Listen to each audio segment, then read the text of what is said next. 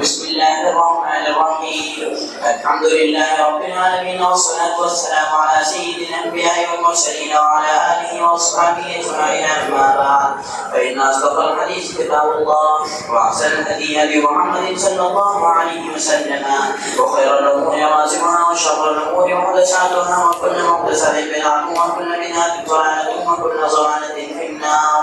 وبسند متصل بالنار الشيخ الإمام الإمام حافظ الحجة أمير المؤمنين في الحديث أبي عبد الله محمد بن إسماعيل بن إبراهيم بن الفضيلة بن بغداد الجعفي مالك البخاري رحمه الله تعالى. اللهم انفعنا بعلومه وعلومهم أجمعين، آمين يا رب العالمين. قال بسم الله الرحمن الرحيم. باب استعمال فصل رسول الناس ومعجل رحمة الله أعلم أن يتوصوا بفصل سواكه. اس اوپر والے باب نہیں کون سا یہ کہاں ہوا باب غسل الرجلین الى الکعبین، اس اوپر والا باب باب غسل الرجلين إلى الكعبين. بسم اللہ الرحمن الرحیم. الحمد للہ رب العالمین، والصلاة والسلام علی سید المرسلین وعلى آلہ واصحابہ اجمعین، اما بعد. باب غسل الرجلین الى الکعبین. بزرگوں اور بھائیوں، پردہ نشین ہماری مائیں اور بہن، یہ وضو کا 40واں باب ہے. اس کا عنوان ہے غسل الرجلین الی الکعبین، دونوں پیروں کو ٹخنوں تک دھونا. اب یہ ٹخنے دھونے کے حکم میں شامل ہے یا نہیں؟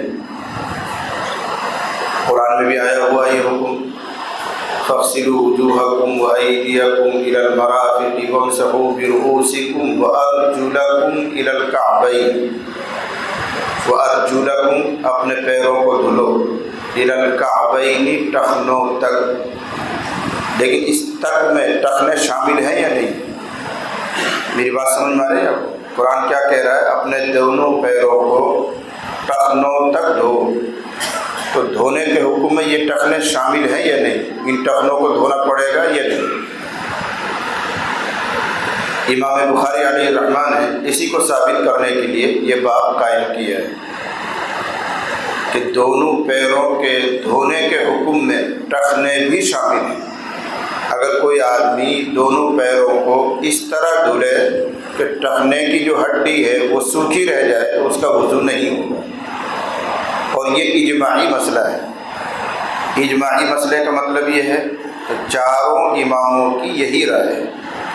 امام اعظم ابو حنیفہ رحمۃ اللہ علیہ، امام مالک رحمۃ اللہ علیہ، امام شافعی، امام احمد، ان چاروں حضرات کی رائے یہ ہے کہ دونوں ہاتھوں کو کوہنیوں تک اور دونوں پیروں کو ٹخنوں تک دھونا ضروری ہے. اور دھونے میں یہ کوہنی اور پاؤں کے ٹخنے شامل ہیں، جن کو اگر کوئی آدمی سوکھا چھوڑ دے اس کا وضو نہیں ہوگا. البتہ امام ظفر علیہ الرحمہ ان کا اختلاف ہے، کتابوں میں لکھا ہوا ہے. وہ یہ کہتے ہیں کہ کوہنی کی یہ جو ہڈی ہے، ایسے ہی پیر میں جو ٹخنا ہے، یہ ٹخنے کی ہڈی اور کوہنی کی یہ ہڈی دھونے کے حکم میں شامل نہیں ہے. اس سے نیچے نیچے بھی اگر کوئی دھو لے گا تو وضو ہو جائے گا. ٹخنے سے نیچے نیچے پاؤں دھو لے گا تو وضو ہو جائے گا. یہ حضرت امام ظفر علیہ الرحمہ فرمایا کرتے تھے، کتابوں میں ان کی رائے لکھی ہوئی ہے. لیکن وہ چاروں اماموں سے الگ ہیں، اس لیے اجماع پر کوئی فرق نہیں پڑے گا. اس لیے کہ چار اماموں کی تقلید پر امت کا اجماع ہو گیا ہے کہ صرف 4 اماموں کی تقلید کی جائے گی، 5ویں 6ویں 7ویں امام کی تقلید نہیں کی جائے گی. اور چونکہ وہ 4 امام ایک بات پر متفق ہو گئے ہیں، اس لیے یوں کہا جائے گا اجماعی مسئلہ ہے. تو اجماعی مسئلہ کا مطلب ہوا چاروں امام ایک رائے پر متفق ہیں، اور وہ رائے یہ ہے کہ وضو کے اندر دونوں ہاتھوں کو کوہنیوں سمیت اور دونوں پیروں کو ٹخنوں سمیت دھونا ضروری ہے. ٹخنے سوکھے نہیں رہنے چاہیے، کوہنی سوکھی نہیں رہنی چاہیے. اس لیے امام ترمذی نے یہ باب قائم کیا. لیکن ضمناً طبعاً تردید بھی مقصود ہے شیعہ لوگوں کے. 1-1.5 مہینے پہلے یہ مسئلہ آیا تھا کہ شیعہ لوگ یہ کہتے ہیں کہ وضو کے اندر 2 عضو دھلے جاتے ہیں اور 2 اعضاء پر مسح کیا جاتا ہے. چہرہ دھلا جائے گا، ہاتھ دھلے جائیں گے، سر پر مسح کریں گے اور دونوں پیروں کو دھلنے کے بجائے مسح کریں گے، بھیگا ہوا ہاتھ پھیریں گے. بس یہ شیعہ لوگ کہتے تھے. پیچھے تفصیل آ چکی ہے. امام بخاری علیہ رحمہ نے پھر یاد دلایا کہ دونوں پیروں پر دھونے کا حکم ہے، مسح کرنے کا حکم نہیں ہے. اگر مسح کا حکم ہوتا تو الی الکعبین کی قید کا کیا فائدہ؟ الی الکعبین مطلب ٹخنوں تک، اس ٹخنوں تک کی قید کا کیا فائدہ؟ مسح کرنے کے لیے تو 3 انگلیوں کو پاؤں میں کہیں بھی ٹچ کر دیں آپ، مسح ہو گئے. مسح کھینچ کر ٹخنوں تک لے جانے کی ضرورت نہیں ہوتی. اور قرآن نے الی الکعبین کی قید لگائی ہے. اس سے معلوم ہوا کہ دونوں پیروں پر مسح کا حکم نہیں ہے بلکہ غسل یعنی دھونے کا حکم ہے. تو ضمناً امام بخاری علیہ رحمہ شیعہ لوگوں کی تردید بھی کر رہے ہیں. ہمیں اور آپ کو یہ بتانا چاہ رہے ہیں کہ دونوں پیروں پر دھونے کا حکم ہے اور دونوں میں دھونے کے حکم میں یہ ٹخنے کی جو ہڈی ہوتی ہے یہ بھی شامل ہے. اس کے لیے ایک معروف روایت لے کر آئے ہیں، میں اس کا ترجمہ کرتا ہوں. اور آج کے سبق میں یہ روایت 2 جگہ اور آئی ہے تو میں یہاں ترجمہ کر رہا ہوں، وہاں ترجمہ نہیں کروں گا. حضرت عمر ابن ابی حسن انہوں نے عبداللہ ابن زید سے پوچھا نبی صلی اللہ علیہ وسلم کی وضو کے بارے میں. عبداللہ بن زید صحابی ہیں اور عمر بن ابی حسن یہ تابعی ہیں. اور پہلے سے میں عرض کرتا آ رہا ہوں کہ صحابہ میں اور صحابہ کے بعد تابعین میں پڑھنے پڑھانے کے یہ رواج نہیں تھا. کتاب سامنے ہے اور لمبی لمبی بحثیں کی جا رہی ہیں، مطالعہ کیا جا رہا ہے، تحقیق کی جا رہی ہے، یہ طریقہ نہیں تھا. ان کے یہاں طریقہ یہی تھا کہ جب کوئی بڑا عالم آتا تھا تو اس سے کوئی مسئلے کی تحقیق کر لی جاتی تھی. مجلس میں بیٹھے ہوئے ہیں، حضرت کسی نے کوئی مسئلہ پوچھا، کسی نے کوئی مسئلہ پوچھا، کسی نے کوئی مسئلہ پوچھا، حضرت نے وہ مسئلے بیان کر دیے، علم حاصل ہو گئے. کتاب پڑھ کر علم حاصل کرنا یہ عام رواج نہیں تھا. تو ایسی یہ کوئی مجلس ہے. تو حضرت عمر ابن ابی حسن نے حضرت عبداللہ بن زید رضی اللہ عنہ سے پوچھا کہ آپ ہمیں نبی صلی اللہ علیہ وسلم کا جو وضو ہے وہ ہمیں بتائیں، یعنی کر کے دکھائیں. ہم آپ کو لوٹے میں پانی دیں گے اور آپ ہمیں نبی صلی اللہ علیہ وسلم والا وضو کر کے دکھلائیں، ہم آپ اپنی آنکھوں سے دیکھیں. یہ سوال کر رہے ہیں. فدعا بطور من ماء. حضرت عبداللہ بن زید رضی اللہ عنہ جو صحابی ہیں انہوں نے پانی کا تسلا منگوایا. تسلا آپ لوگ سب جانتے ہیں، تسلا خوب پنجاب بھیجے تم نے تسلے، وہی تسلا ہے. بخاری میں بھی آ گیا، پنجاب میں تو پہنچ ہی گیا، بخاری میں بھی آ گیا. فدعا بطور من ماء. تو انہوں نے پانی کا تسلا منگوایا. چوڑا سا برتن ہوتا ہے، اس زمانے میں وضو کرنے کے لیے یہ تسلا وغیرہ استعمال کیے جاتے، لوٹے نہیں تھے. فتوضأ لهم وضوء النبی. حضرت عبداللہ ابن زید نے لوگوں کے لیے نبی صلی اللہ علیہ وسلم کا وضو کر کے دکھلایا. کیا طریقہ اختیار کیا؟ فأخفأ على يديه من الطور. انہوں نے تسلے میں سے اپنے دونوں ہاتھوں پر پانی ڈالا. دونوں ہاتھ ٹخنوں تک دھونا سنت ہے، یہ گٹوں تک دھونا سنت ہے. تو ڈائریکٹ تو برتن میں ہاتھ نہیں ڈال سکتے، اس لیے انہوں نے برتن کو ایسے جھکایا اور اس سے پانی ڈال کر دونوں ہاتھ گٹوں تک دھلے، صاف ستھرے کر لیے. جب یہ دونوں ہاتھ دھل گئے اب دونوں ہاتھوں کو تسلے میں ایسا ڈالا اور پانی لے کر چہرہ دھلے. دونوں ہاتھ تسلے میں ڈال کر پھر دونوں ہاتھ تسلے میں ڈالے اور یوں پانی کوہنی پر ڈال کر ایسے دھوئے. تو پہلے یہ دونوں ہاتھ دھوئے ہیں. فأخفأ. پس انہوں نے جھکایا، اوندھا کیا، برتن کو جھکایا اپنے دونوں ہاتھوں پر یعنی تسلے کو. فغسل یدیہ ثلاثا. انہوں نے دونوں ہاتھ 3 مرتبہ دھلے. یہ ہاتھ سے مراد یہ ہتھیلی اور ہتھیلی کا باہر کا حصہ گٹوں تک. ثم ادخل یدہ فی الطور. پھر اپنے ہاتھ کو تسلے میں داخل کیا. فمزمز واستنشق واستنثر. 3 کام کیے، کلی بھی کی، ناک میں پانی بھی چڑھایا، ناک کو جھاڑا، پانی چڑھا کر سنکنا، ناک کو سنکا بھی. 3 غرفات. 3 چلوؤں سے. اس پر مستقل باب آگے چل کر آ رہا ہے، وہاں ہم آپ کو بتائیں گے کہ ناک میں پانی ڈالنے کا، ناک صاف کرنے کا، کلی کرنے کا احسن طریقہ کیا ہے، مستقل باب آگے چل کر آ رہا ہے اگلے صفحے پر، وہیں ہم اس کو سمجھیں گے۔ ثم ادخل يده، پھر حضرت عبداللہ ابن زید نے اپنا ہاتھ پانی میں ڈالا، فغسل وجهه ثلاثا، چہرہ 3 مرتبہ دھلا۔ ثم ادخل يده، پھر اپنا ہاتھ برتن میں ڈالا، فغسل يديه مرتين، دونوں ہاتھ 2 مرتبہ دھلے کوہنیوں تک، چہرہ 3 مرتبہ دھویا اور ہاتھ صرف 2 مرتبہ دھلے، پھر 1 مرتبہ پانی لیا، پھر ایسے 2 مرتبہ دھلے۔ ثم ادخل يده، پھر اپنا ہاتھ کو، دونوں ہاتھ کو تسلے میں ڈالا، فمسح رأسه، اپنے سر کا مسح فرمائے، چہرہ دھل گیا، دونوں ہاتھ دھل گئے، اب مسح کا نمبر ہے تو ہاتھوں کو پانی سے تر کیا، پھر سر پر مسح کیا۔ کیا طریقہ اختیار کیا؟ پیچھے آ چکا ہے، فأقبل بهما وأدبر، پس ان کو آگے کی طرف لائے اور پیچھے کی طرف لے گئے، مرتن واحدہ، 1 مرتبہ، سر کے مسح میں تسلیس نہیں ہے۔ پیچھے بحث آئی تھی، حضرت امام شافعی علیہ رحمہ یہ فرماتے ہیں کہ سر کا مسح بھی 3 مرتبہ کیا جائے، جبکہ باقی 3 امام یہ کہتے ہیں کہ سر کا مسح 3 مرتبہ نہیں، صرف 1 مرتبہ کریں۔ تو یہاں وضاحت آ رہی ہے کہ عبداللہ ابن زید نے اپنے سر کا مسح کیا مرتن واحدہ، 1 ہی مرتبہ، 3 مرتبہ ہاتھ نہیں پھیرا، لیکن طریقہ یہ اختیار کیا، پیچھے میں نے سمجھایا تھا آپ کو، یہ دونوں ہاتھ بھگو کر ایسے ماتھے کو اوپر یہاں رکھا اور پورے سر کو گھیرتے ہوئے ہاتھوں کو ایسے پیچھے لے گئے اور پیچھے سے پھر آگے لائے، سر کا مسح ہو گیا۔ وہی میں نے آپ کو بتایا تھا کہ بعض لوگوں نے لکھا ہے اور لوگ کہتے بھی ہیں کہ مسح کا مسنون طریقہ یہ ہے کہ دونوں ہاتھوں کی انگلیوں کو تر کریں اور یہ 3 انگلیوں کو ایسے سر پر رکھیں اور پیچھے لے جائے، پھر یوں ہتھیلی سے یوں کریں، میں نے پورا کر کے بتایا تھا۔ وہ جائز طریقہ ہے، اس کو سنت کہنا صحیح نہیں، وہ حدیث کی کسی کتاب میں، کسی حدیث میں نہیں آیا ہوا ہے، ہاں جائز طریقہ ہے۔ اصل طریقہ یہ حدیث میں جو آیا وہ یہ ہے کہ دونوں ہاتھوں کو اکٹھا کر کے ماتھے کے اوپر ایسے سر پر رکھیں گے، پورے سر کو گھیریں گے اور یوں مسح کرتے ہوئے پورے بالوں پر ہاتھ پھیرتے ہوئے پیچھے لے جائیں گے اور پیچھے سے پھر آگے لے آئیں، یہ مسح ہو گیا۔ یہ ہے فأقبل بهما وأدبر۔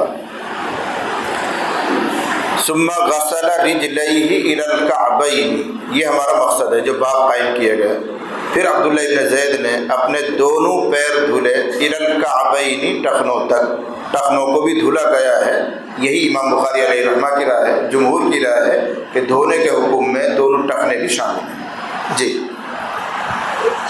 وبه قال حدثنا موسى قال حدثنا وهيب عن عمرو عن ابي شهيد عمر بن ابي حسن سعد عبد الله بن زيد عن نزول النبي صلى الله عليه وسلم فدعا بطور من ماء فتوصله وصى النبي صلى الله عليه وسلم فارفع على يديه من الدور فغسل يديه 3 ثم ادخل له في الدور فمزمز واستنثر 3 غرفات ثم ادخل له فغسل وجهه 3 ثم ادخل له فغسل يديه مرتين الى المرفقين ثم أدخل له فمسح رأسه فأقبل بهما وأدبر مرة واحدة ثم غسل رجليه إلى الكعبين.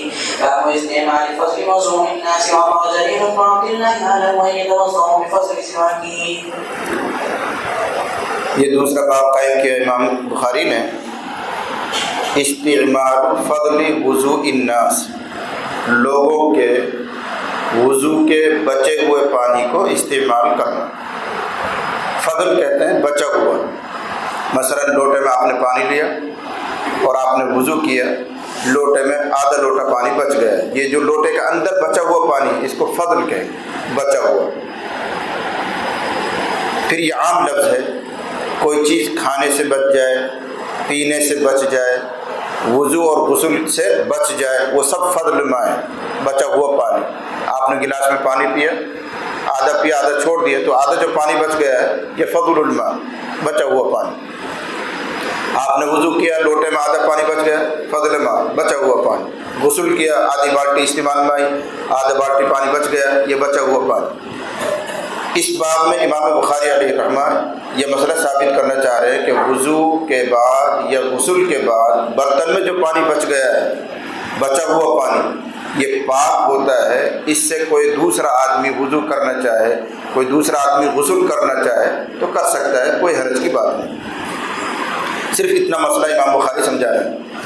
ہمارے میوات میں نے دیکھا ہے، اس لیے آپ لوگوں کو اصلاح کرنی چاہیے اب تو ٹھیوٹیوں کا زمانہ آ گیا ہے. جب لوٹوں سے لوگ وضو کرتے تھے اس وقت یہ بہت عام بات تھی کہ ایک آدمی وضو کر گیا اور لوٹے میں پاؤ لوٹا آدھا لوٹا پانی بچا ہوا ہے تو نیا آنے والا لوٹا اٹھاتا اور پانی پھینک دیتا اور نیا پانی لے کے پھر وضو کرتا ہے. یہ غلط طریقہ ہے. لوٹے میں جو پانی بچا ہوا ہے وہ بلا شبہ پاک ہے. اس سے وضو کرنا اور غسل کرنا بلا کراہیت جائز ہے, کوئی حرج کی بات نہیں. اس لیے کہ اس میں تو آپ نے ہاتھ بھی نہیں لگایا. اور حضور کے زمانے میں جو فضل ماء ہوتا تھا تو وہ تو اور طریقے کا ہوتا تھا. جیسے ابھی مسئلہ آیا تھا, تسلے میں پانی رکھا ہوا ہے اور اس پانی میں ہاتھ ڈال کر آپ وضو فرما رہے ہیں. پھر ہاتھ ڈالا, پھر دونوں ہاتھ دھوئے, پھر ہاتھ بھگوئے سر پہ, پھر اس پانی میں ہاتھ ڈالا جا رہا ہے. اس کے باوجود جو بچ گئے وہ بھی پاک مانا جا رہا ہے. اور لوٹے میں پانی, اس میں تو آپ نے انگلی بھی نہیں ڈالی. یہ تو ایسا ہی ہے جیسے ٹھوٹی سے آپ وضو کر رہے ہیں, ٹنکی میں آدھا ٹنکی پانی بچ گیا تو کیا وہ بھی ناپاک ہو گیا؟ وہ بھی پاک ہے. تو ایسے لوٹے میں جو بچ گیا وہ بھی پاک ہے. اور حضور کے زمانے میں تو طریقہ یہ تھا کہ دونوں ہاتھ پانی میں ڈالے جا رہے ہیں, بار بار ہاتھ داخل کیا جا رہا ہے, وہ بچا ہوا پانی بھی پاک ہوا کرتا تھا. اس کے مقابلے میں ایک لفظ آتا ہے سکرن, اس کے معنی جھوٹا. آپ نے گلاس میں پانی پیا بچ گیا, کھانا کھایا پلیٹ میں سالن بچ گیا, اس کو عربی میں کہتے ہیں سکرن, بچا ہوا. اردو میں اس کا ترجمہ ہوتا ہے جھوٹا. یہ ترجمہ ہی جھوٹا ہے, یہ ترجمہ ہی جھوٹا ہے. اسلام میں سب سچا ہے, کوئی جھوٹا ہی نہیں. یعنی یہ پاک ہے. اور لیکن اس پاک کے تعلق سے جو منہ سے بچا ہوا پانی ہے یا سالن کھانے کے بعد جو بچا ہوا ہے, یہ جو بچا ہوا ہے اس کے تعلق سے عوام میں ایک حدیث مشہور ہے. عوام سے مراد کم پڑھے لکھے لوگ, وہ کہتے ہیں سکر المؤمن شفاء, سکر المؤمن شفاء, مومن کا جھوٹا شفا ہوتا ہے. یہ کوئی حدیث نہیں ہے, اس حدیث کے کوئی پاؤں نہیں ہے. پتہ نہیں علامہ مولا علی قاری کو الموضوعات الکبریٰ, ایک حدیث کی کتاب ہے ان کی, الموضوعات الکبریٰ میں اس کو موضوع قرار دیا ہے, گھڑی ہوئی حدیث. پیغمبر علیہ السلام نے ایسی کوئی بات ارشاد نہیں فرمائی. تو اگر آپ کے ذہنوں میں بھی ہے تو آپ صاف کیجیے اس چیز کو. سکر المؤمن شفاء, مومن کا بچا ہوا, مومن کا جھوٹا شفا ہوتا ہے, ایسی کوئی حدیث نہیں. ہاں پاک ہے, آپ کھا سکتے ہیں, استعمال کر سکتے ہیں, مسئلہ تو یہ ہے, لیکن اس کو شفا سمجھنا یہ غلط ہے. اس لیے کہ اگر یہ بات صحیح ہوتی کہ مومن کا جھوٹا شفا رہتا ہے تو عام مسلمانوں میں شروع زمانے سے رواج پڑ جانا چاہیے کہ سب بیماروں کو جھوٹا کھلانا شروع کر دیتے. گھروں میں کوئی بیمار ہے تو گھر کے چند لوگ اکٹھا ہو کر پلیٹ میں کھاتے ہیں, جو بچ گیا بیمار کو کھلاؤ تاکہ شفا مل جائے, بیمار کو کھلاؤ تاکہ اس کو فائدہ ہو جائے. لیکن امت میں اس کا رواج نہیں. تو رواج نہ ہونا بھی ایک دلیل ہے کہ دور نبوت سے یہ چلی ہوئی بات نہیں ہے. اگر دور نبوت چلی ہوئی ہوتی تو صحابہ کرام میں ضرور اس پر عمل ہوتا کہ وہ اپنے بیماروں کو جھوٹا کھلاتے. چند لوگوں نے کھایا برتن میں بچ گیا, جھوٹا مریض کو کھلا دیا, اس کو شفا ہوگی. لیکن صحابہ نے ایسا کوئی کام نہیں کیا. صحابہ کے بعد تابعین نے یہ کوئی کام نہیں کیا, تبع تابعین نے یہ کوئی کام نہیں. اس لیے امت میں طریقہ نہیں رہا ہے. بند کر دو دروازہ. کتے کی دم 100 سال کے بعد نکالی گئی تو نلکی میں سے ٹیڑھی ہی نکلی. درس قرآن بھی ہو, درس بخاری بھی ہو, اور رہیں گے وہیں کے وہیں. دھول گولا بھی چلیں گے, رواج بھی ہوں گی, سب کچھ ہوگا. تھار کھڑیا تو کیتواڑے میں. بڑا افسوس ہوتا ہے ان چیزوں کو دیکھ کے. کچھ تو اصلاح ہونی چاہیے, کچھ تو سدھار آنا چاہیے. کیا کہیں, بس ہم تو اپنی ذمہ داری پوری کرنے کے لیے بہرحال آتے ہیں کہ آخرت میں ہم چور نہ بنے. ہم آتے ہیں, آپ کو حق بات سناتے ہیں, کتاب کے ذریعے سنا رہے ہیں. لیکن بڑا افسوس ہوتا ہے کہ میرے خیال سے 14واں سال ہے آپ کے یہاں آتے ہوئے مجھے, لیکن جو فائدہ نظر آنا چاہیے وہ نہیں. اس محلے میں تو کم سے کم یہ دلیل بن جانا چاہیے کہ یہاں جو کچھ ہوتا ہے سنت مطابق ہوتا ہے. دیکھو قرآن کی تفسیر کا یہ فائدہ ہے بھائی, دیکھو بخاری شریف کا سبق ہوتا ہے, اس کا یہ فائدہ کہ یہاں کوئی رسم و رواج نہیں ہوتی. تو علاج والی بات, فضول بات, بیکار. تو اس لیے کہہ رہا ہوں, کتے کی دم 100 سال کے بعد نکالی لڑکی میں سے تو بھی ٹیڑھی. کیتواڑا کے لوگ بھی ٹیڑھے وہیں کو وہیں ہیں. پوری تفسیر بھی سن لی, بخاری شریف بھی شروع ہو گئی, ٹیڑھے ہی رہیں گے. تو یہاں لفظ آ رہا ہے استعمال فضل وضوء الناس, لوگوں کے وضو کا بچا ہوا پانی استعمال کرنا بلا کراہیت جائز ہے, کوئی حرج نہیں ہے. اس کے لیے امام بخاری علیہ الرحمہ نے کئی روایتیں نقل کی ہیں. اس کے بعد حضرت جریر ابن عبداللہ, یہ صحابی ہیں, ان کا ایک عمل امام بخاری نے نقل کیا ہے. وہ کسی برتن میں پانی لیتے تھے اور اپنی مسواک اس میں بھگوتے تھے. جیسے ہم لوگ نئی مسواک لاتے ہیں پانی میں ڈال دیتے ہیں، یا استعمال شدہ مسواک ہے سوکھ گئی ہے 5 منٹ کے لیے پانی میں اس کو ڈالا تاکہ تر ہو جائے، بھیگ جائے، پھر اس مسواک کو لیا استعمال کیا. اب برتن میں جو پانی بچا ہوا ہے مسواک ڈالے جس میں ڈالی گئی تھی، اس پانی کو اس کی بیوی وضو یا طہارت کے لیے استعمال کرنا چاہتی تھی تو حضرت فرماتے تھے کوئی حرج نہیں، استعمال کرو جاؤ. اس کو کہتے ہیں فضل سواک. فضل مانے بچا ہوا، سواک مانے مسواک. مسواک کا بچا ہوا پانی پاک ہے. حالانکہ اگر وہ مسواک آپ کی استعمال شدہ ہے تو اس کے دانتوں میں ریشوں میں آپ کا تھوک، آپ کا لعاب، آپ کے جراثیم ضرور ہوں گے. وہ پانی میں ڈالا گیا، پھر اس پانی کو کیا کہہ رہے ہیں؟ پاک ہے، اس کو استعمال کرو، کوئی حرج نہیں. امام بخاری علیہ رحمہ نے سمجھایا فضل ما جائز ہوتا ہے، اس میں کوئی کراہیت نہیں ہوتی. جیسے یہاں جریر بن عبداللہ نے مسواک کے بچے ہوئے پانی سے بھی یوں کہا بیوی سے کہ اس کو استعمال کرو، کوئی حرج نہیں. وَأَمَرَ جریر بن عبداللہ، حضرت جریر بن عبداللہ نے اہلہ اپنی بیوی کو حکم دیا ان یتوضؤ کہ وہ وضو کر لیں بفضل سواک ہی، مسواک کے بچے ہوئے پانی سے. پانی میں مسواک ڈالی گئی، بچا ہوا پانی. پھر ایک حدیث لے کر آئے ہیں، ابو جحیفہ کہتے ہیں کہ ہمارے پاس نبی صلی اللہ علیہ وسلم تشریف لائے بالحاجرتی، ٹھیک دوپہری میں 12 بجے، 12:15 ساڑھے 12 بجے کا ٹائم رہا ہوگا، ٹھیک دوپہری اس کو کہتے ہیں. اور پانی طلب کیا آپ نے تو آپ کے لیے وضو کا پانی پیش کیا گیا. نبی علیہ الصلوۃ والسلام نے وضو فرمایا. جب آپ وضو فرما چکے اور لوٹے میں یا برتن میں جو پانی بچ گیا تھا، لوگ دوڑا آئے اور سب نے اس پہ جھپٹا مارا، سب تبرک سمجھ کے اس پانی کو لے رہے. حضور نے لوٹے میں یا تسلے میں وضو پانی لے کر وضو کیا ہے. اب جو باقی پانی بچ گیا تھا اس کی طرف لوگ دوڑے اور اس کو لے رہے ہیں. کوئی اپنے منہ پہ لگا رہا ہے، کوئی اپنے ہاتھوں پہ مل رہا ہے، کوئی بدن پہ مل رہا ہے. حضور کا بچا ہوا پانی برکت والا پانی ہے تو اس لیے سب لوگ دوڑے. اس سے امام بخاری علیہ رحمہ نے ثابت کیا کہ لوٹے میں برتن میں جو پانی بچ جاتا ہے وہ جائز ہے، پاک ہے. وہ دیکھو صحابہ کرام حضور کی موجودگی میں اپنے چہرے پہ لگا رہے ہیں، اپنے ہاتھوں پہ لگا رہے ہیں، اور حضور نے نہیں فرمایا کیا کر رہے ہو، یہ تو ناپاک ہے، یہ تو غلط ہے، لیکن نہیں منع فرمایا. اس سے معلوم ہوا کہ بچا ہوا پانی پاک رہتا ہے. جب پاک رہتا ہے تو وضو بھی کر سکتے ہیں اس سے. جی. وبه قال حدثنا آدم قال حدثنا شعبة قال حدثنا الحكم قال سمعت أبا جحيفة يقول خرج علينا النبي صلى الله عليه وسلم في الحاجرة فأتي بوضوء فتوضأ فجعل الناس يأخذون من فصل وضوئه فيتمسحون به فصلى النبي صلى الله عليه وسلم الظهر ركعتين والعصر ركعتين. والعصر رکعتین، عصر 2 رکعت پڑھی. اس سے معلوم ہوا کہ سفر کا قصہ ہے، ورنہ تو عصر 4 رکعت پڑھتے، ظہر 4 رکعت پڑھتے. ظہر اور عصر 2 رکعت حضور نے پڑھی ہیں. اس سے معلوم ہوا کہ یہ سفر کا واقعہ ہے. جی.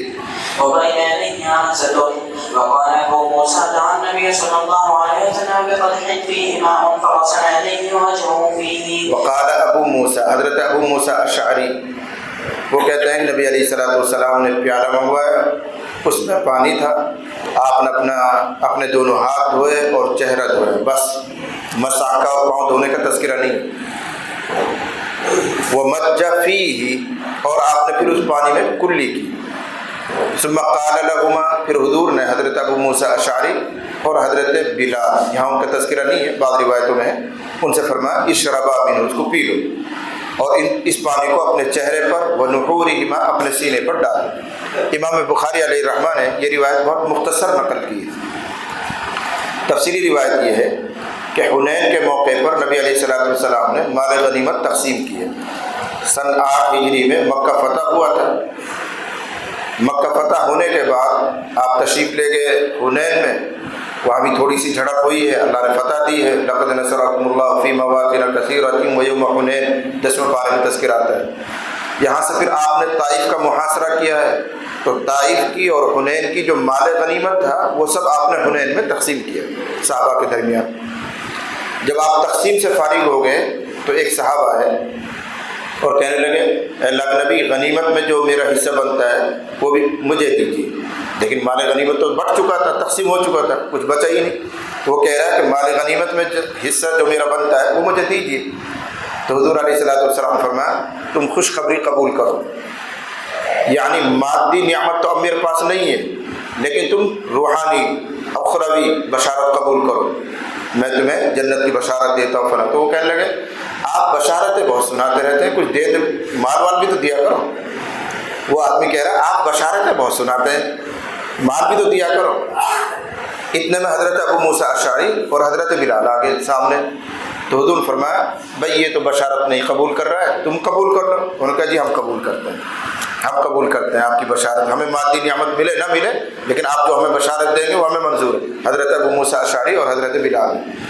وہیں پیالے میں کسی چیز میں پانی رکھا ہوا تھا، تو حضور علیہ السلام نے گرمی کی وجہ سے یا کسی وجہ سے صرف چہرہ دھویا اور دونوں ہاتھ دھلے۔ وضو کرنا مقصد نہیں تھا، ورنہ تو مسا بھی فرماتے پاؤں کو بھی دھلتے، تو شاید گرمی کی وجہ سے پسینے کی وجہ سے صرف آپ نے چہرہ دھلا اور دونوں ہاتھ دھلے اور اس میں سے پانی لے کر واپس اسی میں کلی کر دی برتن میں، اور آپ نے حضرت ابو موسیٰ اشعری اور بلال سے فرمایا پی لو اس کو۔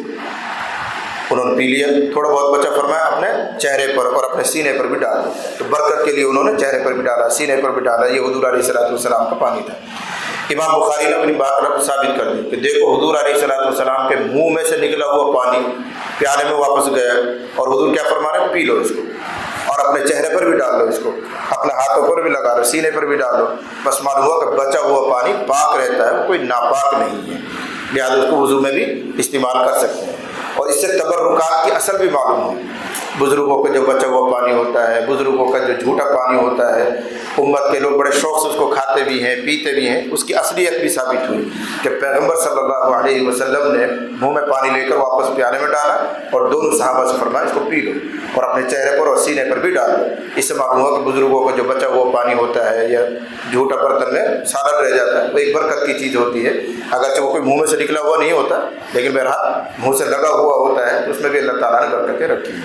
جی ومد فيه ثم قال لهما اشربا منهما افرغا على وجوهكما ونحوركما. چلیے وبه قال حدثنا علي بن عبد الله قال حدثنا يعقوب بن ابراهيم بن سعد قال حدثنا ابي صالح عن ابن شهاب قال اخبرني محمود بن الربيع قال وهو الذي ابن شہاب کہتے ہیں کہ مجھے محمود ابن ربیع نے بیان کیا، وَهُوَ الَّذِي مَجَّ رسول اللہ فی وجهه، تعارف کروا رہے ہیں محمود کا۔ یہ محمود وہی بچہ ہے، ابن شہاب کہہ رہا ہے یہ محمود وہی بچہ ہے جس کے چہرے پر رسول اللہ صلی اللہ علیہ وسلم نے کلی کی تھی، وَهُوَ غلام، جبکہ وہ چھوٹے تھے، مِن بِئْرِهِمْ، ان کے کنویں سے۔ واقعی کی طرف اشارہ کیا ہے کہ محمود ابن ربیع کے یہاں حضور علیہ السلام تشریف لے گئے جب محمود ابن ربیع چھوٹا بچہ تھا، اور ان کے یہاں گھر میں کوئی کنواں رہا ہوگا، اس سے پانی کھینچ کر لوگوں نے حضور کے لیے پانی پیش کیا تو آپ نے وضو فرمایا، وضو فرمانے کے بعد آپ نے منہ میں پانی لیا، بچہ ٹہل رہا تھا گھوم رہا تھا، پھو کر کے اس کے اوپر کلی کر دیا آپ نے۔ تو کس کے اوپر کلی کی تھی؟ ابن شہاب کہہ رہے ہیں یہی محمود ابن ربیع، ان کے اوپر حضور علیہ السلام نے ایسے کر کے کلی کی۔ اور رہا یہ مسئلہ کہ حضور علیہ السلام نے اس بچے کے اوپر کلی کیوں کی؟ کئی رائے ہیں، کچھ علماء کی رائے یہ ہے کہ آپ نے بچے سے مذاق فرمایا، اور ایسا کرتے تھے آپ، بچوں کو چھیڑتے تھے، بچوں سے مذاق فرمایا کرتے تھے، تو یہ بھی ایک مذاق تھا، چھوٹا سا بچہ ٹہل رہا ہے تو تھوڑا سا پانی منہ میں لے کے اس کو پٹ ڈال دیا بچے کو چھیڑنے کے لیے۔ دوسری رائے یہ کہ نہیں یہ بیمار چل رہا تھا ان دنوں میں محمود ابن ربیع، تو حضور علیہ السلام نے اپنے منہ کا پانی اس پر ڈالا تاکہ وہ مائع شفا بن جائے، شفا کا پانی اس کے لیے بن جائے اور اس کو شفا بھی مل جائے، اور اللہ نے اس کو شفا دے بھی دی۔ تو بہرحال جو بھی مقصد رہا ہوگا، تو حضور علیہ السلام نے اس محمود ابن ربیع کے اوپر کلی کی ہے جب یہ چھوٹا سا بچہ تھا۔ ابن شہاب محمود ابن ربیع جو ان کے استاد ہیں ان کے بارے میں بتا رہے ہیں، میرا استاد یہی ہے جس کے بچپن میں حضور علیہ السلام نے چہرے پر کلی کی تھی۔ وقال عروہ عن مسور وغیرہ، اور عروہ نے یہ حدیث نقل کی ہے مسور اور اس کے علاوہ مروان سے، نام تو نہیں لیا لیکن بعض جگہ اس کا نام موجود ہے، مروان ابن حکم۔ کل واحد یصدق کل واحد منہما صاحبہ، ان میں سے ہر ایک اپنے ساتھی کی تصدیق کرتا ہے، یعنی دونوں کی بات ایک جیسی ہے، اور روایت کا حاصل وہی نکلے گا جو اوپر ہے۔ اس سے معلوم ہوا کہ منہ میں سے جو پانی نکلا ہوا اس کو آپ مائع مستعمل بھی کہہ سکتے ہیں، مائع مستعمل کہہ سکتے ہیں، وہ پاک ہوتا ہے، اسے وضو کرنا جائز ہوتا ہے۔ جی وهو الذي مد رسول الله صلى الله عليه وسلم في وجهه وهو غلام من بئره وقال عروة عن المسور وغيره يسلم كل واحد منهما صاحبه. وإذا توضأ النبي صلى الله عليه وسلم كانوا يقتدرون على وصوله. باب. وبه قال حدثنا عبد الرحمن بن يونس قال حدثنا حاتم بن اسماعيل عن سعد قال سمعت السائب بن يزيد يقول. حضرت سائب ابن یزید، مسئلہ وہی چل رہا ہے، وہی روایت ہے. حضرت سائب ابن یزید کہتے ہیں کہ مجھے میری خالہ حضور کے پاس لے کر گئی. فقالت یا رسول اللہ، میری خالہ نے کہا اللہ کے نبی، ان ابن اختی، میرا یہ بھتیجا، میری بہن کا یہ لڑکا، وقیع، بعض روایت میں وجیع، بیمار چل رہا ہے، اس کو درد رہتا ہے. فمسح راسی، حضور علیہ السلام نے میرے سر پر ہاتھ پھیرا. ودعا لی بالبرکہ، اور حضور نے برکت کی دعا دی مجھے. پھر حضور نے وضو فرمایا. فشربت من وضوئہ، فشربت من وضوئہ، تو حضور کے جو بچا ہوا پانی تھا وضو کا، اس سے میں نے پیا. اسے امام بخاری نے ثابت کر دیا کہ وضو کے بعد جو بچا ہوا پانی ہوتا ہے وہ پاک ہوتا ہے. اگر پاک نہ ہوتا تو پینے کی اجازت کیوں دیتے؟ اور پیا انہوں نے، اور آپ نے منع نہیں فرمایا. جب پی سکتے ہیں تو وضو بھی کر سکتے ہیں. ثم توضأ، تو حضور نے وضو فرمایا. فشربت من وضوئہ، اللہ نے فوری طور پر آرام دے دیا ان کو. جیسے ہی وضو کا بچا ہوا پانی انہوں نے پیا، فوراً آرام مل گیا. محدثین کی رائے یہ ہے کہ ان کو درد تھا سر میں، ان کو سر میں درد تھا اور پیٹ میں درد تھا، دونوں چیزیں ایک ساتھ اکٹھی ہو گئی. اس لیے حضور علیہ السلام نے سر پر تو ہاتھ پھیرا اور برکت کی دعا دی، اور پیٹ کے درد کے لیے فرمائی یہ جو وضو کا بچا ہوا پانی ہے اس کو پی لو. انہوں نے پی لیا، اللہ تعالیٰ نے شفا دے دی. اور امام بخاری کی جو رائے ہے وہ ثابت ہو گئی کہ وضو کے بعد جو بچا ہوا پانی ہوتا ہے وہ پاک ہوتا ہے، وہ اس قابل ہوتا ہے کہ آپ اس کو وضو میں استعمال کریں یا پینے میں استعمال کریں. جیسے حضور علیہ السلام نے اس بچے کو وہ وضو کا بچا ہوا پانی پلایا. جب اس بچے کو شفا مل گئی تو اب وہ اپنا قصہ سنا رہا. بچہ جب بڑا ہو گیا، صحابی بن گیا، بڑے ہونے کے بعد سنا رہا.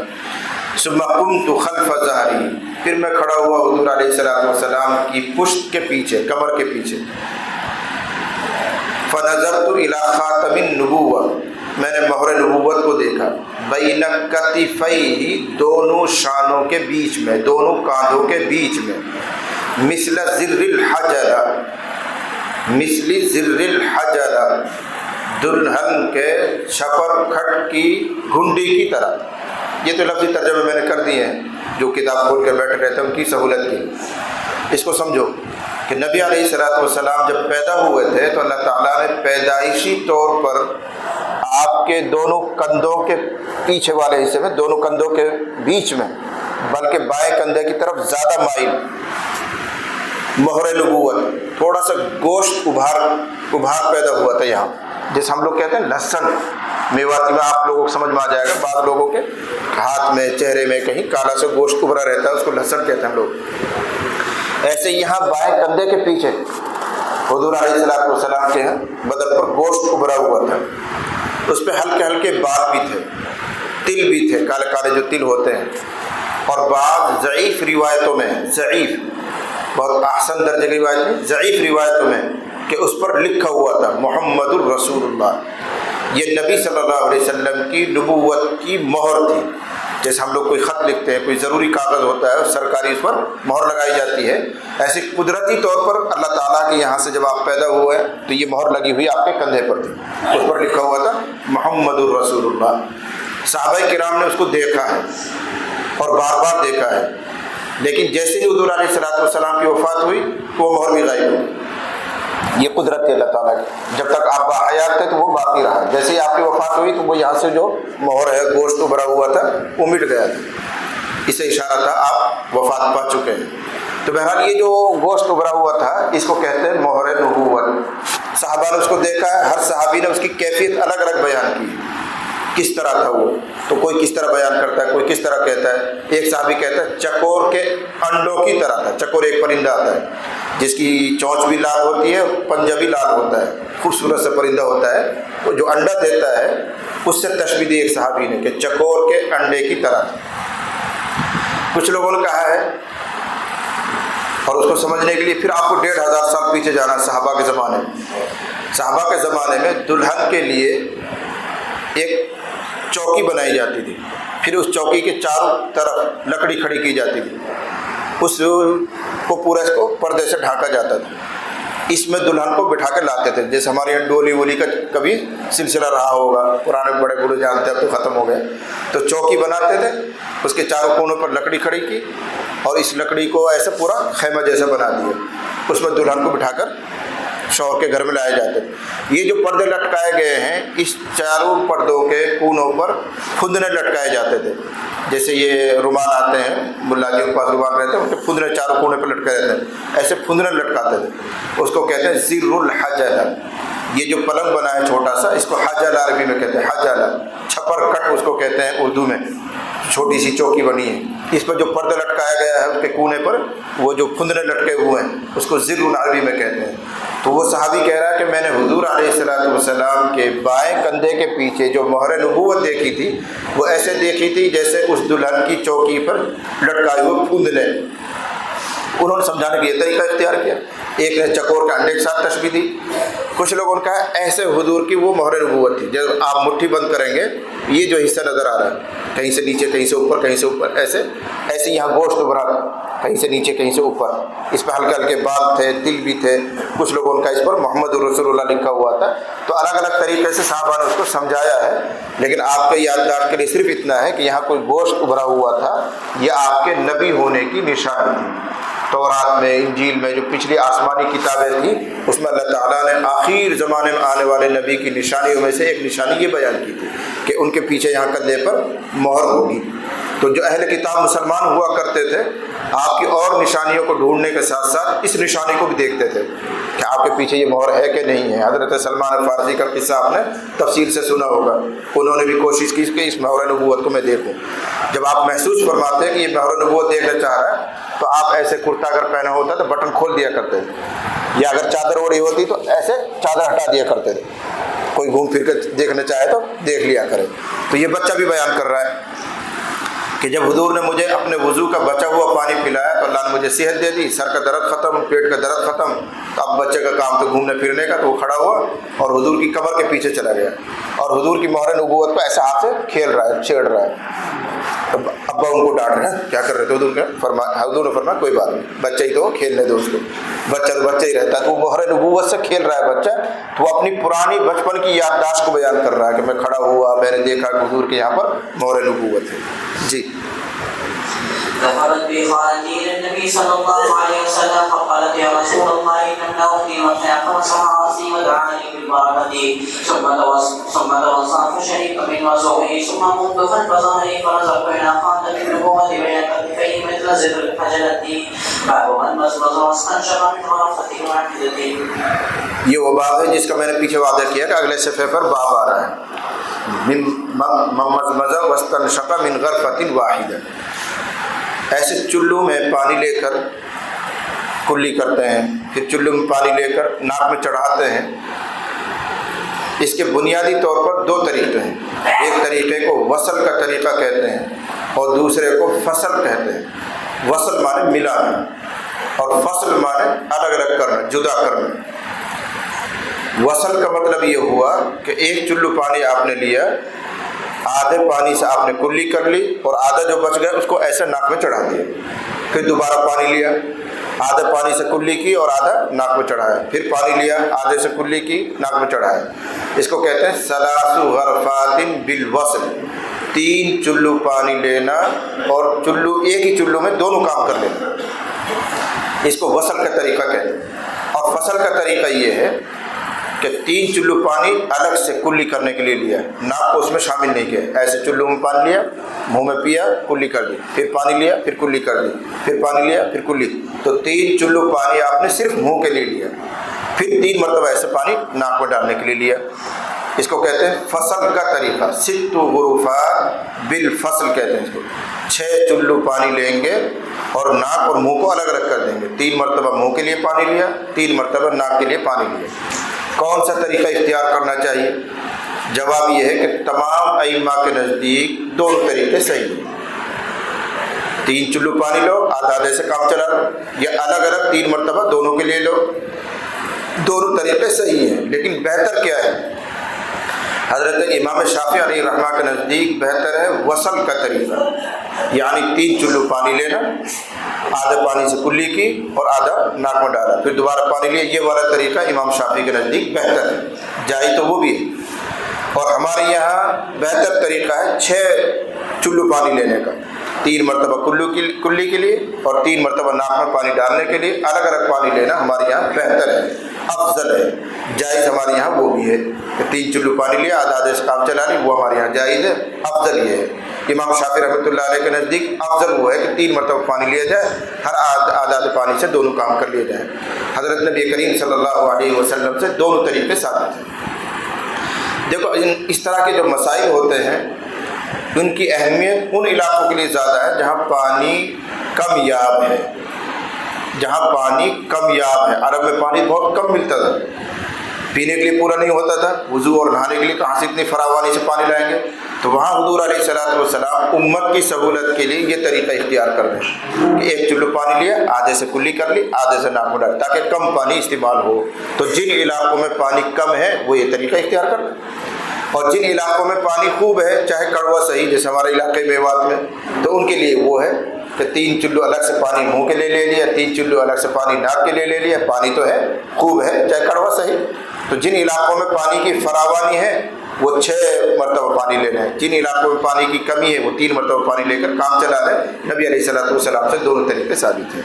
اس کے لیے باب قائم کیا، مضمض واستنشق، جس آدمی نے کلی کی اور ناک پر پانی ڈالا، من غرفۃ واحدہ، ایک ہی چلو سے، یعنی ایک ہی چلو میں سے آدھے سے پانی وضو کر لیا، کلی کر لیا اور آدھے سے ناک میں ڈال لیا، وصل والا طریقہ امام شافعی کی جو دلیل ہے وہ بیان کریں گے۔ جی وبه قال حدثنا مسدد قال حدثنا خالد بن عبد الله قال حدثنا عمرو بن يحيى عن ابي عن عبد الله بن زيد انه وفر من الاناء على يديه فغسله ثم غسله واستنشق من شقه واحده ففعل ذلك ساعه فغسل يديه الى المرفقين وخديه مرتين ومسح براسه ما اقبل وما ادبر وغسل رجليه الى الكعبين ثم قال هكذا وضوء رسول الله صلى الله عليه وسلم باب مسح الراس پیچھے بھی ابھی مسئلہ آیا تھا، سر کے مسح جمہور امت کے نزدیک ایک ہی مرتبہ ہے،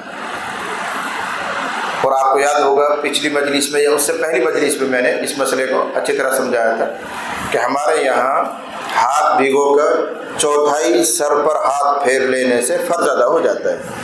آپ چاہے اگلے سر پر ہاتھ پھیریں یا دائیں طرف ہاتھ پھیریں یا پیچھے کی طرف ہاتھ پھیریں، چوتھائی سر پر آپ نے ہاتھ پھیر لیا، مسح کا فرض ادا ہو گیا۔ حضرت امام شافعی علیہ رحمہ کے یہاں تو 3 بال بھی اگر آپ نے چھو لیے تو مسح ہو گیا۔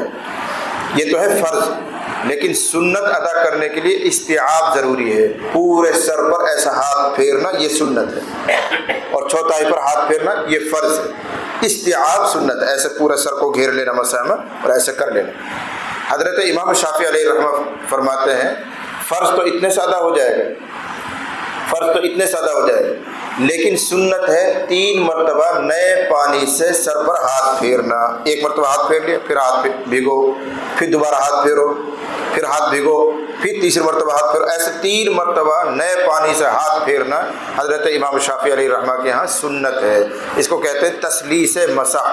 حضرت امام شافعی علیہ رحمہ کے یہاں مسح 3 مرتبہ کرنا، 3 نئے پانی سے، یہ سنت ہے، لیکن کسی نقلی دلیل سے ثابت نہیں۔ بعض روایتوں میں تذکرہ ہے لیکن وہ انتہائی ضعیف روایت ہے، محدثین ان کو قابل اعتبار نہیں مانتے۔ غالباً امام شافعی علیہ رحمہ نے مسح کو غسل پر قیاس کیا ہے، غسل مانے دھونا، تو مسح کے مسئلے کو حضرت امام شافعی علیہ رحمہ نے غسل پر قیاس کیا ہے کہ جس طرح چہرہ 3 مرتبہ دھوتے ہیں، دونوں ہاتھ 3 مرتبہ دھوتے ہیں، پاؤں 3 مرتبہ دھوتے ہیں، ایسے مسح بھی 3 مرتبہ کرنا چاہیے۔ لیکن حضرت امام اعظم ابو حنیفہ رحمۃ اللہ علیہ فرماتے ہیں کہ مسح جس وجہ سے مشروع کیا گیا ہے اس پر غور کرنا چاہیے۔ وہ کیا ہے؟ چہرے کو دھلو، ہاتھوں کو دھلو، پاؤں کو دھلو اور 3 مرتبہ دھلو۔ اصل حکم تو سر کا بھی یہی ہونا چاہیے، لیکن اللہ تعالیٰ نے دھلنے کے بجائے مسح کا حکم دیا ہے تخفیف کے لیے، آسانی پیدا کرنے کے لیے، کہ اگر آدمی سردی کے زمانے میں سر کو دھلے گا تو نزلہ رہے گا، اس کو بیمار رہے گا ہمیشہ، تو اللہ تعالیٰ نے آسانی کر دی کہ دھلنا نہیں ہے، صرف ہاتھ پھیرنا ہے۔ اب غور کرو، اگر کوئی آدمی 3 مرتبہ نئے پانی سے ہاتھ پھیرے گا تو وہ تو دھونے کے درجے میں ہو جائے گا۔ تو شریعت نے دھونے کا حکم اٹھایا اس لیے تھا تاکہ آسانی رہے اور آدمی بیمار نہ ہو۔ اب اگر 3 مرتبہ نئے پانی سے مسح کرے گا تو جو دھونے کا حکم اٹھایا تھا وہ تو ویسے ہی ختم ہو گیا، بیماری پھر پیدا ہو رہی ہے۔ یعنی ہماری زبان میں یوں کہیں گے تخفیف مقصد تھی، لیکن اگر 3 مرتبہ نئے پانی سے مسح کریں گے تو وہ تخفیف کے خلاف ہے، اس سے پھر آدمی بیمار ہوگا، پورے سر کے بعد اس کا 3 مرتبہ بھیگ جائیں گے اور 5 مرتبہ دن میں ایسے بھگوئے گا تو نزلہ اور بیماری زکام اس کو ہو جائے گا۔ تو شریعت کی جو منشا ہے اس کے خلاف ہے، اس لیے امام اعظم ابو حنیفہ رحمۃ اللہ علیہ نے اس کو قیاس کو معتبر نہیں مانا ہے، اور ساری روایتیں جتنی ہیں ان سب میں ایک ہی مرتبہ مسح کا تذکر آ رہا ہے۔ پیچھے بھی آیا تھا کہ رسول اللہ صلی اللہ علیہ وسلم نے سر کا مسح کیا 1 مرتبہ۔ امام ابو داؤد علیہ الرحمہ نے بڑی تفصیل سے وضو کی روایات نقل کی ہیں، حضرت علی سے کتنی روایات ثابت ہیں، حضرت زید سے کتنی روایات ثابت ہیں، حضرت عثمان سے کتنی روایتیں وضو کے بارے میں ثابت ہیں، وہ سب الگ الگ انہوں نے نقل کی۔ حضرت عثمان رضی اللہ تعالیٰ عنہ کی ساری روایتیں نقل کر کے انہوں نے بعد میں کلام کیا، اور کیا کہہ رہے ہیں؟ احادیث عثمان الصحاح كلها تدل على ان مسح الراس مرة۔ حضرت عثمان رضی اللہ تعالیٰ عنہ سے جتنی صحیح روایتیں وضو کے بارے میں ہیں وہ سب اس بات پر دلالت کرتی ہیں کہ سر کا مسح ایک ہی مرتبہ ہے۔ یہ امام ابو داؤد علیہ الرحمہ نے ساری حدیثیں نقل کرنے کے بعد کلام کیا ابو داؤد شریف میں۔ جیسے بخاری ایک کتاب ہے حدیث کی، ایسے ایک ابو داؤد شریف نام کی ایک کتاب ہے، اس میں وہ حدیث نقل کر کے یہ کلام کیا، احادیث عثمان الصحاح كلها تدل على ان مسح الراس مرة۔ حضرت عثمان سے جتنی روایتیں وضو کے بارے میں منقول ہیں ان سب میں یہ بیان ہے کہ مسح راس صرف 1 مرتبہ۔ لہذا امام اعظم ابو حنیفہ رحمۃ اللہ علیہ، امام احمد کے نزدیک مسح راس 1 ہی مرتبہ ہے۔ حضرت امام شافعی کہتے ہیں 3 مرتبہ مسح کرنا سنت ہے۔ جی وبه قال حدثنا سليمان بن حرب قال حدثنا وهيب قال حدثنا عمر عن ابي قال شهدت عمر بن ابي حسن، یہ وہی حدیث ہے جو پچھلے صفحے پر آئی تھی۔ جی سأل عبد الله بن زيد عن وضوء النبي صلى الله عليه وسلم فدعا بدور ماء فتوضا له فقطعه عن يده فغسله ثلاثا ثم ادخل يده في الاناء فمضمض واستنشق ثلاثا بثلاث ورقات من ماء ثم ادخل يده في الاناء فغسل وجهه ثلاثا ثم ادخل يده في الاناء فغسل يديه الى المرفقين مرتين ثم ادخل يده في الاناء فمسح براسه فاقبل بيده وادبر بهما ثم ادخل يده فمسح براسه۔ اوپر روایت میں دیکھو چہرہ دھلا 3 مرتبہ، ہاتھ دھلے 2 مرتبہ، ہر ایک کے ساتھ عدد کا ذکر آ رہا ہے، لیکن جب سر کے مسح کا تذکر آیا تو راوی نے کوئی عدد ذکر نہیں کیا۔ اس سے معلوم ہوا کہ سر کے مسح میں تسلیس نہیں ہے، ورنہ تو وہ ضروریہ بیان کرتا ہے، اور پیچھے روایت میں مرتن واحدہ کی قید صاف صاف آ چکی ہے۔ جی کیا تو اور روایتوں میں تھا، یہاں نہیں ہے۔ جی فمسح براسه فأقبل بيده وأدبر بهما ثم أدخل يده في الإناء فغسل رجليه. وبه قال حدثنا موسى قال حدثنا وهيب قال مسح براسه مرة۔ دوسری سند سے امام بخاری لے کر آئے ہیں، اس میں ہے مسح براسه مرة، واضح لفظوں میں ہے کہ حضور علیہ الصلوۃ والسلام نے اپنے سر کا مسح کیا، یا عبداللہ ابن زید نے جو وضو کر کے دکھایا تو عبداللہ ابن زید نے اپنے سر کا مسح کیا مرتن، 1 مرتبہ۔ اللہ تعالیٰ عمل کی سعادت اور توفیق عطا فرمائے۔ سبحان اللہ وبحمدہ، سبحانک اللہم وبحمدک، نشہد ان لا الہ الا انت، نستغفرک ونتوب الیک۔